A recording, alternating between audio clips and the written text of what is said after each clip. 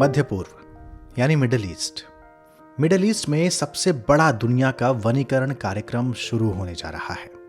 अभी लक्ष्य निर्धारित किए गए हैं और उम्मीद है कि ये कार्यक्रम जल्द शुरू हो जाएगा। इसके लिए सऊदी अरब के क्राउन प्रिंस मोहम्मद बिन सलमान ने मध्य पूर्व के नेताओं से बातचीत की और सऊदी अरब ग्रीन इनिशिएटिव के साथ the middle east green initiative की घोषणा की। क्या है ये the middle east green initiative, जानेंगे आज ज्ञान की डिजिटल दुनिया ध्येय रेडियो के इस पॉडकास्ट में। सऊदी अरब के क्राउन प्रिंस का कहना है कि एक प्रमुख वैश्विक तेल उत्पादक होने के साथ साथ मिडिल ईस्ट को जरूरत है कि वो जलवायु संकट के खिलाफ लड़ाई को आगे बढ़ाए और अपनी जिम्मेदारी का निर्वहन करे। तेल और गैस के उत्पादन के साथ साथ नवीकरणीय ऊर्जा के उत्पादन में भी मिडिल ईस्ट की भूमिका महत्वपूर्ण हो सकती है। इसके लिए पूरे क्षेत्र को आगे आना होगा।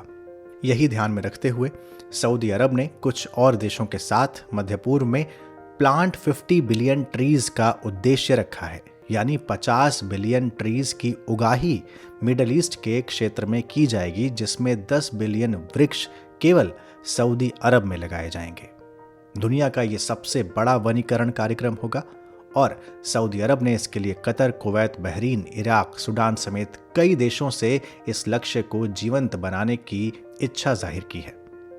जिस सऊदी ग्रीन इनिशिएटिव के बारे में मैंने अभी आपको कुछ देर पहले बताया, वो दरअसल वहां के क्राउन प्रिंस के विजन 2030 का एक भाग है, जिसके तहत वो तेल राजस्व पर निर्भरता में कमी लाना चाहते हैं और जीवन की गुणवत्ता में सुधार करने का लक्ष्य रखते हैं। आप जानते हैं कि मध्य पूर्व में विश्व का केवल 1% ही मीठा जल है। ये इलाके रेगिस्तान और बहुत कम बारिश के लिए ही जाने जाते हैं।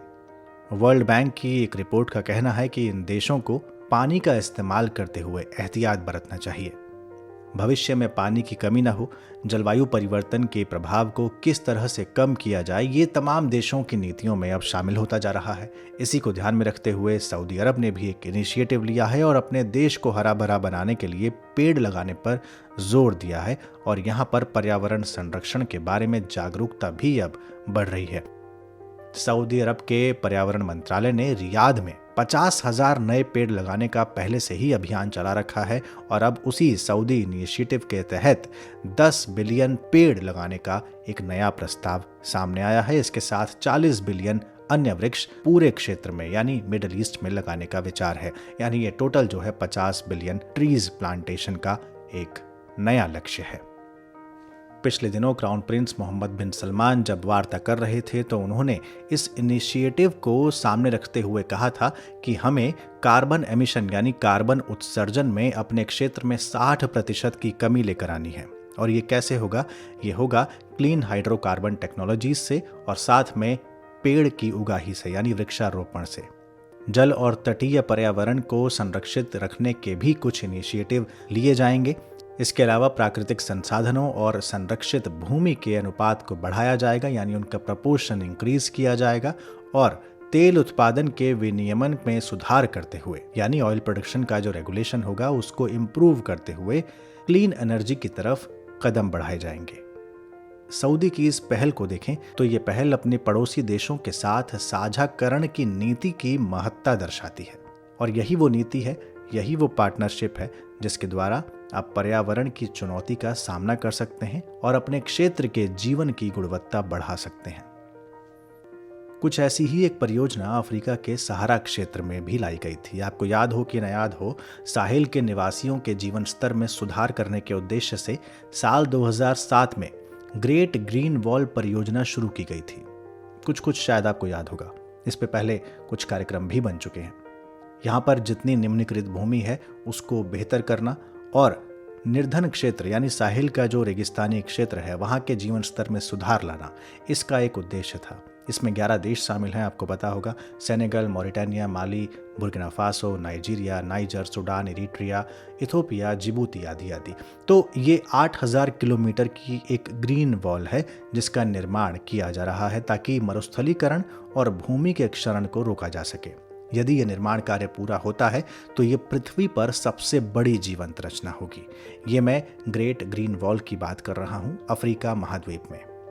इस साल ये चर्चा में भी रही क्योंकि फंड की कमी के चलते इस ग्रीन वॉल का निर्माण रुक गया था और निर्माण कार्य आगे बढ़ाने के लिए फ्रांस के साथ साथ अफ्रीकी डेवलपमेंट बैंक और वर्ल्ड बैंक भी अनुदान राशि के साथ आगे आए थे। कुछ इसी तरह की परियोजना करीब 1.5 साल पहले केंद्र सरकार भी लेकर आई, उस पर वो विचार कर रही थी और ये परियोजना अफ्रीका की ग्रेट ग्रीन वॉल परियोजना से प्रेरित थी।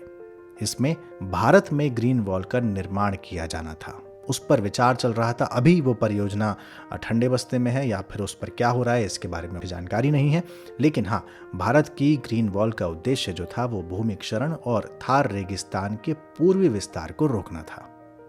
ये परियोजना कहां से कहां तक बनाई जाएगी ये मैं आपको नहीं बताऊंगा, क्योंकि ये हुआ आज का सवाल। तो आज आपने ध्येय रेडियो के इस पॉडकास्ट में जाना मिडिल ईस्ट ग्रीन इनिशिएटिव के बारे में, ग्रेट ग्रीन वॉल प्रोजेक्ट के बारे में और भारत के ग्रीन वॉल प्रोजेक्ट के बारे में। अब आज का सवाल जहां पर मैंने छोड़ा कि आपको मुझे बताना है कि भारत में ग्रीन वॉल प्रोजेक्ट जो शुरू किया जाना है, जिस पर विचार हो रहा है, वो कहां से कहां तक बनेगा, कहां से कहां तक उसे बनाए जाने पर विचार हो रहा है। एक मैंने उसकी हिंट आपको इस पॉडकास्ट में अंत में दे दी। तो आप मुझे कमेंट बॉक्स में ज़रूर बताएं कि भारत की ग्रीन वॉल परियोजना कहां से कहां तक बनाई जाएगी अगर वो अमल में आती है परियोजना तो। ये तमाम पॉडकास्ट आप ध्येय IAS की वेबसाइट पर भी सुन सकते हैं। इसके अलावा स्पॉटिफाई, गूगल पॉडकास्ट और जियो सावन जैसे प्लेटफॉर्म्स पर भी ये पॉडकास्ट उपलब्ध हैं। अगले पॉडकास्ट के साथ जल्द हाजिर होंगे। इजाज़त दीजिए। नमस्कार।